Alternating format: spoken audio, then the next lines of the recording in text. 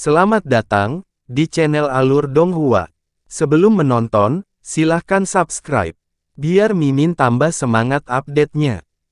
Rombongan kultivator bergerak ke timur menyusuri lorong, dan melihat melalui semua gua yang mereka temui.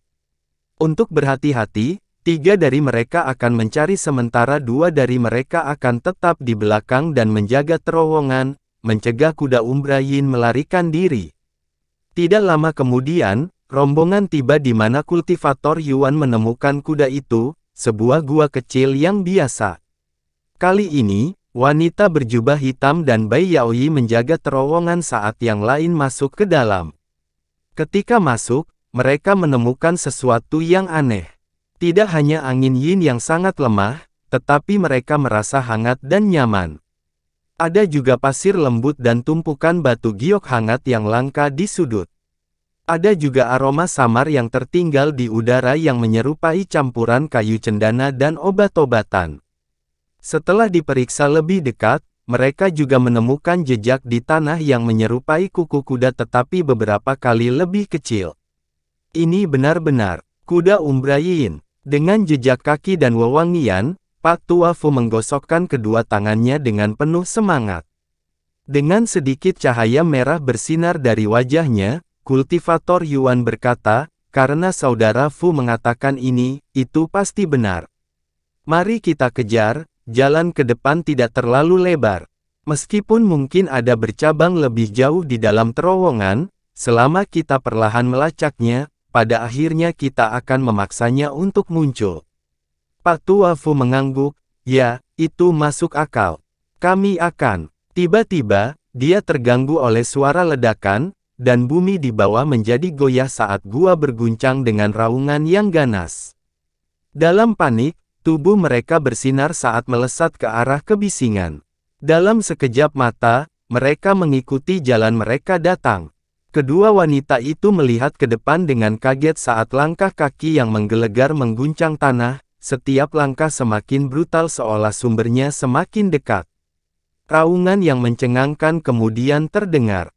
Kelima kultivator saling bertukar pandang dan masing-masing mengeluarkan harta sihir, menunggu apa yang akan terjadi dengan sikap siap. Meskipun angin hitam yin menghalangi untuk melihat agak jauh, cahaya biru bersinar dari mata Han Li, memungkinkannya untuk melihat hantu yang berjarak 300 meter. Dia menghirup udara dingin saat melihatnya.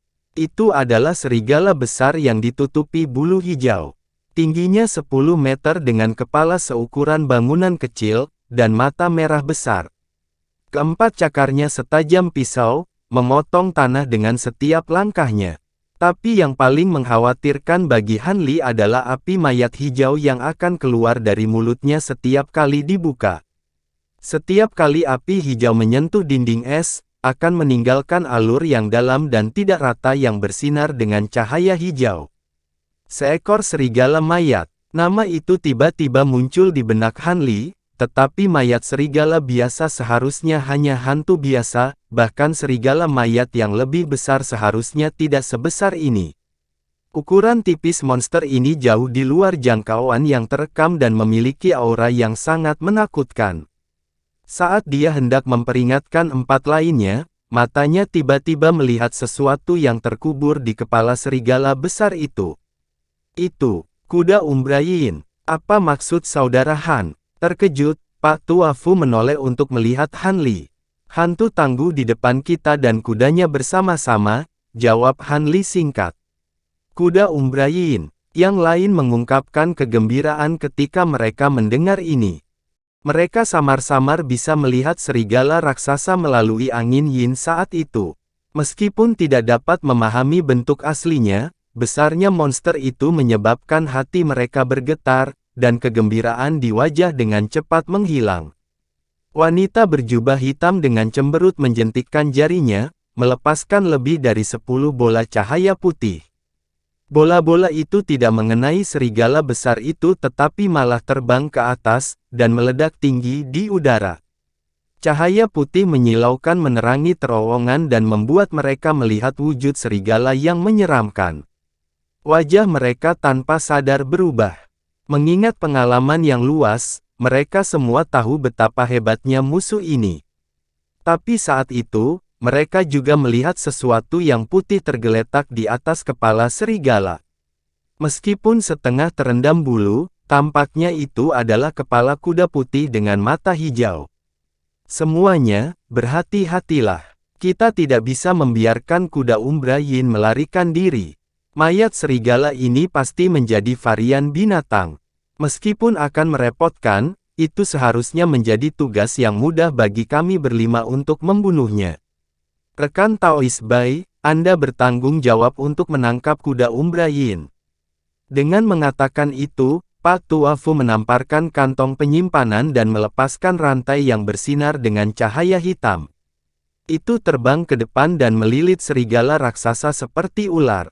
Yang lain juga cepat mengambil tindakan. Wanita berjubah hitam melepaskan 3 pedang terbang merah. Kultivator Yuan mengeluarkan liontin giok, menjadi beberapa kalajengking bersayap, dan Han Li meludahkan beberapa pedang terbang yang menyapu ke depan dalam gelombang cahaya.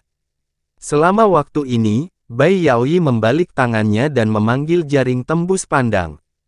Dalam secercah es, jaring berubah menjadi kabut putih, dan menyelimuti kuda Umbra Yin di kepala serigala. Meskipun ini adalah pertama kalinya mereka bertindak bersama, jumlah kekuatan yang ditunjukkan oleh harta mereka sangat luar biasa. Kuda Umbra Yin dengan cepat bereaksi. Begitu melihat serangan yang masuk, ia melepaskan diri dari kepala serigala untuk bersembunyi. Adapun serigala mayat, kilatan melintas dari matanya, dan lolongannya terhenti. Itu menganga mulutnya, melepaskan aliran neraka hijau gelap yang tak terduga untuk menemui harta sihir yang mendekat. Untuk sementara waktu, nyala api telah menahan harta dan mencegah salah satu mendekati mayat itu. Sudah terlambat bagi kalajengking bersayap untuk mengelak, dan berubah menjadi abu setelah beberapa saat. Jaring putih yang dilepaskan untuk menangkap kuda Umbra Yin juga tertahan oleh api hijau. Ketika Bai Yaoi melihat ini, dia mendengus dingin. Karena Istana Malam Utara adalah tempat salju abadi, semua teknik dan hartanya dikaitkan dengan es, dan dia menahan api ini dengan sangat jijik. Sebelum yang lain mengambil tindakan lebih lanjut, Bai Yaoi memegang tangannya dengan gerakan mantra dan cahaya di sekitar tubuhnya menyala, melepaskan gelombang ki putih. Cahaya yang indah dan berkilauan membuatnya tampak seperti Dewi Es yang mengapung di tengah badai salju. Saat suhu tiba-tiba anjlok, wanita berjubah hitam dan kultivator Yuan tidak bisa menahan diri untuk tidak gemetar. Serigala besar itu tampaknya merasakan bahwa keadaan telah berubah menjadi lebih buruk dan menarik napas dalam-dalam sebelum menyemburkan api yang lebih besar. Pada saat yang hampir bersamaan, Bai Yaoi memuntahkan kipas kristal, berputar sekali di sekelilingnya sebelum jatuh ke tangannya, memberdayakan cahaya dingin yang mengelilinginya. Kemudian dengan gelombang, udara menjerit saat angin glasial menyapu, membawa pecahan es yang tak terhitung jumlahnya. Kekuatan hijau dan putih berbenturan, menenggelamkan harta sihir dalam suar tabrakan mereka. Ledakan yang dihasilkan menyebabkan gua bergetar. Api mayat serigala benar-benar tangguh, mampu bersaing secara merata melawan musuh alaminya. Ketika Bai Yaoi melihat ini, wajahnya memerah karena marah. Dia mengayunkan kipasnya sekali lagi dan mengeluarkan angin dengan kekuatan yang lebih besar. Saat pertempuran berlangsung, yang lain tidak hanya berdiam diri. Pria tua itu segera menunjuk ke arah rantai yang telah dia panggil. Dengan ledakan, api hitam melingkari mereka dan kabur, berubah menjadi beberapa puluh salinan yang tidak dapat dibedakan, langsung membentuk jaring besar di atas serigala. Adapun wanita berjubah hitam, dia menggumamkan mantra dan melepaskan 3 belati terbang merah. Mereka bergetar sebelum bergabung bersama menjadi satu pedang sepanjang 3 meter dan membelah ke depan dalam serangan pedang. Kultivator Yuan menarik liontin giok di tangannya dan menggantinya dengan labu biru. Itu memuntahkan kabut ungu pekat yang perlahan menyebar ke arah serigala. Setelah melihat yang lain menggunakan kemampuan hebat mereka, Han Li mengangkat alisnya dan dengan santai menggoyangkan lengan bajunya. Sebuah garis merah muncul sebelum menghilang dari pandangan. Dengan begitu banyak serangan yang menekannya, serigala besar itu tidak mampu bertahan. Rantai api hitam dan pedang merah secara bertahap mendorong kembali api mayatnya, memberi jalan bagi kabut ungu pekat untuk tiba. Meskipun tidak terlalu cerdas, ia bisa merasakan bahwa bahaya sedang mendekat. Tubuhnya berkedip-kedip dengan cahaya hijau, dan sosoknya tiba-tiba menyusut saat bulu di punggungnya menjadi tegak. Kemudian dengan suara gemuruh, rentetan sinar hijau yang lebat diluncurkan dari mantelnya, menyelimuti 5 hadiah. Para kultivator telah mengantisipasi hal ini, tetapi tidak ada dari mereka yang berani meremehkan serangan itu dan menggunakan kemampuan mereka sendiri untuk memblokirnya. Pada saat penundaan itu, serigala berbalik dan melarikan diri, meninggalkan para kultivator dalam terkejut. Saat serigala mayat bergerak untuk melarikan diri, cahaya merah menyala di dekat sisinya untuk memperlihatkan jarum merah. Itu berkedip dan menembus api hijau yang melindungi tubuh serigala dalam garis merah, memotong dengan ketajaman yang luar biasa. Dalam panik serigala besar itu, ia berusaha untuk memutar kepalanya dan menghindari serangan itu, tetapi jarum itu telah menembus lehernya. Lolongan menyakitkan yang memekakkan telinga mengikuti, dan ki hitam yang berkumpul di sekitar kakinya menghilang ke angin yin di dekatnya. Ketika kelompok itu melihat ini, mereka bersukacita. "Kejar itu!" seseorang berteriak. Mereka kemudian mulai bersinar, berniat untuk segera terbang mengejarnya. Namun, teriakan terdengar dari kantong di pinggang Han Li. Meskipun lembut, ekspresi Han Li sangat berubah dan dia menjentikkan tangannya, menembakkan beberapa pedang biru di area yang jaraknya lebih dari 30 meter. Saat serangan semakin dekat, cahaya gelap bersinar dari tanah untuk mengungkapkan beberapa sosok hitam legam. Salah satu dari mereka dengan mudah menangkis serangan pedang dengan jentikan jari mereka. Setelah itu, angin yin mulai meletus dengan kekuatan besar dan ketiga sosok itu sebagian tersembunyi. Ketiganya adalah mayat kering yang sama yang muncul di persimpangan yang telah dilewati sebelumnya. Tidak diketahui apa yang mereka berkonspirasi atau bagaimana mereka menghindari formasi mantra yang telah ditempatkan, tetapi mereka berhasil membuntuti dengan penyembunyian yang mendalam. Sama seperti Han Li dan kawan-kawan akan mengejar, salah satu mayat kering telah mengungkapkan jejak auranya di saat kecerobohan, memungkinkan Weeping Soul Beast untuk mendeteksinya. Mayat-mayat kering ini seluruhnya layu, dan tingginya berbeda. Han Li bahkan ingat pernah melihatnya sebelumnya, karena dia telah menyambarnya dengan petir dan mengubahnya menjadi debu. Sementara Han Li terlihat terkejut dari wajahnya, yang lain semua menjerit ketakutan. Bagaimana mayat yang membusuk itu bisa bergerak? Wanita berjubah hitam itu berteriak keheranan, ketika saya menemukannya, itu tanpa kehidupan. Bai Yaoyi juga sangat terkejut karena dia juga menemukannya bersama Han Li. "Kamu mengenali hantu-hantu ini. Kami tidak bisa berurusan dengan mereka sekarang, pertama-tama kita harus mengejar kuda Umbra Yin. Rekan Daois Han dan Junior Sister Chang, tangani hantu-hantu ini untuk saat ini. Sisanya kita akan mengejar kuda. Jika ia menyembunyikan dirinya sekali lagi, akan sulit ditemukan lagi." Meskipun Pak Tua Fu sangat terkejut dengan kemunculan ketiga hantu misterius ini, dia jelas memprioritaskan penangkapan kuda Umbra Yin. Dari sudut pandangnya, Han Li dan juniornya seharusnya tidak memiliki masalah dalam berurusan dengan tiga mayat halus yang aneh ini, ketiganya juga tidak akan memiliki masalah dengan mayat serigala.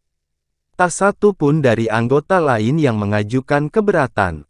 Setelah wanita berpakaian hitam itu dengan singkat setuju dan Han Li mengangguk, Pak Tua Fu dan yang lainnya terbang ke arah mayat serigala tanpa ragu-ragu lagi. Han Li kemudian menyingkirkan jarum terbangnya, dan berdiri di samping wanita berjubah hitam itu, keduanya dengan dingin memelototi mayat yang sudah kering. Meskipun teknik iblis Dao pada dasarnya licik secara tidak normal, dia merasa tidak dapat dipahami bahwa salah satu dari mereka mampu bertahan dari serangan dari petir iblis. Meski demikian, ia tetap mempertahankan penampilan yang tenang, meski kewaspadaan di hatinya meningkat. Adapun wanita berjubah hitam, dia adalah seorang penatua dari Sekte Sembilan Ketenangan dan memiliki banyak pemahaman tentang teknik jahat dan iblis. Tidak berani meremehkan mayat-mayat ini juga, pedang merah raksasanya berputar di atasnya dalam tampilan yang mempesona, untuk melindunginya. 3 mayat yang menghadap mereka adalah yang pertama bergerak. Yang lebih tinggi mengambil 2 langkah besar ke depan dan membuka mulutnya untuk mengeluarkan benang abu-abu ke arah wanita itu. Kamu mencari mati. Dia mendengus dengan penampilan cemberut. Dengan jentikan lengan bajunya, lebih dari 10 bola api ditembakkan secara berurutan. Setelah itu, dia menunjuk ke pedang besar di atas kepalanya dan itu mengiris udara, melepaskan pedang merah. Dia percaya bahwa utas yang biasa-biasa saja ini hanyalah api mayat yang terkondensasi dan bahwa teknik api harus dapat menahannya. Tapi kemudian, benang melewati kedua bola api dan pedang merah tanpa perlawanan, benar-benar menyerap seluruh keberadaan mereka hanya dengan satu sentuhan, dan terus melaju ke depan tanpa ada tanda-tanda melambat. Wanita berjubah hitam menyapu lengan bajunya dengan waspada dan mengeluarkan perisai hijau kecil di depannya. Itu bersinar dengan cahaya dan meluas secara besar-besaran. Pada saat yang hampir bersamaan, pedang besar di atas kepalanya menebas ke arah benang abu-abu. Wanita berjubah hitam itu percaya bahwa karena benang itu mampu menyerap serangan kekuatan spiritual, harta fisik seharusnya bisa memblokirnya. Seperti yang diperkirakan, benang abu-abu itu berhenti setelah dihantam dengan pedang besar itu. Wanita cantik itu bersukacita dan berpikir untuk mengaktifkan kemampuan pedang itu, tetapi kemudian benang abu-abu itu tiba-tiba kabur dan berlipat ganda menjadi 100, dengan cepat bergerak untuk menahan pedang besar itu. Setelah itu, cahaya gelap yang aneh bersinar dari benang, menyatu bersama dengan cahaya merah pedang, perlahan membanjirinya dan mengubahnya menjadi hitam seolah-olah sedang rusak. Wanita itu juga merasakan hubungan mentalnya dengan pedang menjadi tumpul. Hatinya tenggelam dan dia menamparkan kantong penyimpanan, memanggil roda Dharma ke tangannya.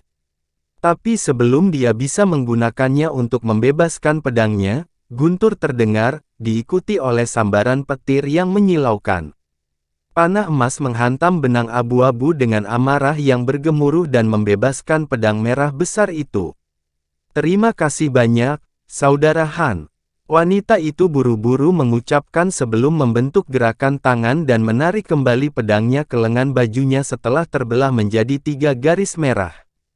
Dengan senjatanya dibebaskan, Han Li tidak memperhatikan lebih lanjut.